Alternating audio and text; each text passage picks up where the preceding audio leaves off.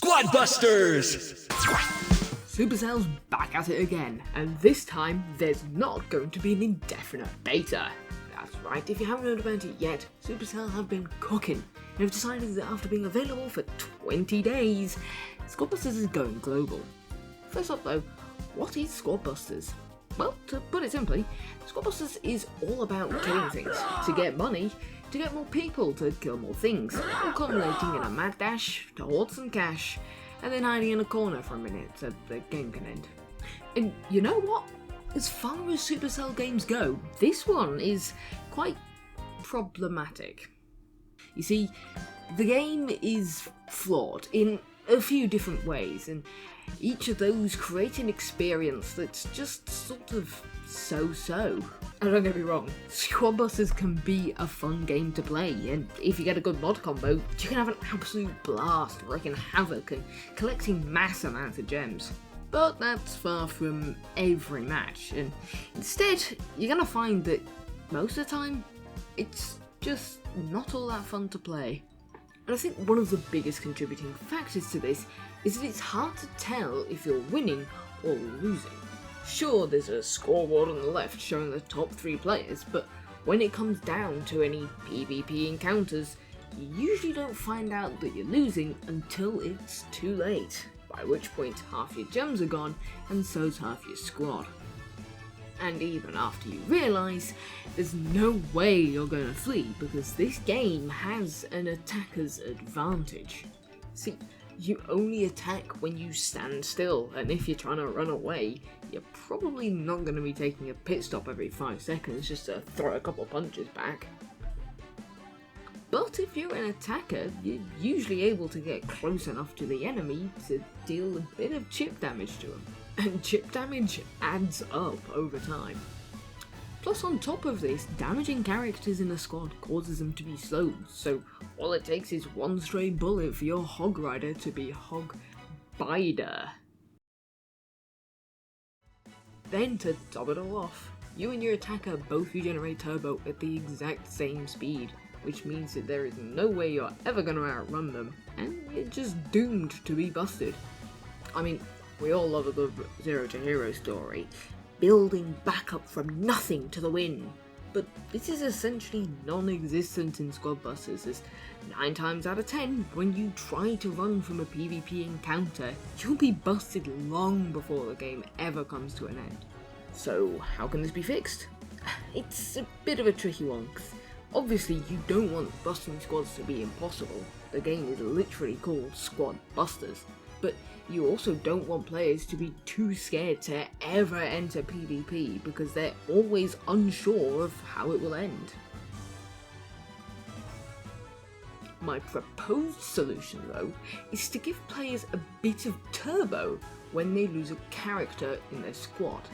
It doesn't have to be much, but it can be just enough that when things go south, you're usually able to turbo out of there before it's too late. It'll give just enough of a boost to get out of the effective range of the enemy squad, but it can still be countered if the enemy has a chicken, a hog or a max. It's maybe not the most effective solution ever, but I think it's a good start. The next pressing issue is repetition.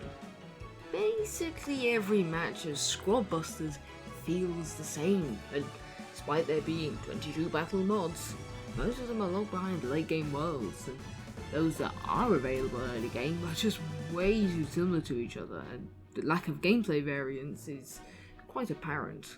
For example, Pinata Party is literally just Loot Goblin Rush, but they don't move around. And Loot Surge is just Turbo Overload, Spell Overload, and Gem Overload whacked together.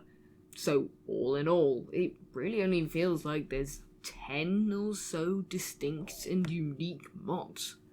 Another issue is the squad pool, as I've decided to call it.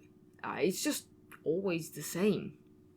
Every match you queue for has the same pool of 27 characters, and especially in early worlds, again, there isn't much variation in team composition, especially if you've just moved up into a world and haven't unlocked any of the new characters. Now, I racked my brain for a bit trying to come up with a solution for this one, but actually, I found a post on Twitter which came up with a pretty good one. Their idea was to just introduce a system where you can pick which characters you do or don't want to be available. You know, like how you pick a deck in Clash Royale or Clash Mini. This would mean you wouldn't get those annoying chests with only one unlocked option. It would also open the door to more meme strats like 100% Greg squads or speedsters only. Once again, not perfect, but I think it's definitely something that Supercell should consider. Like how you should consider pre-registering for Squad Busters so that you can play it when it goes global on the 29th of May. Pre-registering for the game basically means that when the game goes global, you'll be the first to know about it, and install it and get playing. Plus, pre-registering for the game also contributes to this fun little global counter that gives cosmetics and other stuff in other Supercell games, such as Clash of Clans, Brawl Stars, Squab. Wait, no, this is Squab. As for those who are already in the soft launch countries, like I totally am, you can count towards this pre-registering chart by just installing and playing the game. And yeah, I know I spent this whole video complaining about it, but I'm mostly still salty about Clash Mini, and the game is still good enough to play. And you should definitely put some time into experiencing it firsthand before trying to judge it too hard. I mean, sure, the gameplay's a bit stale, and I'm very opinionated about the fact that this game should not go global, especially given that Clash Mini never did, but it's still pretty good fun.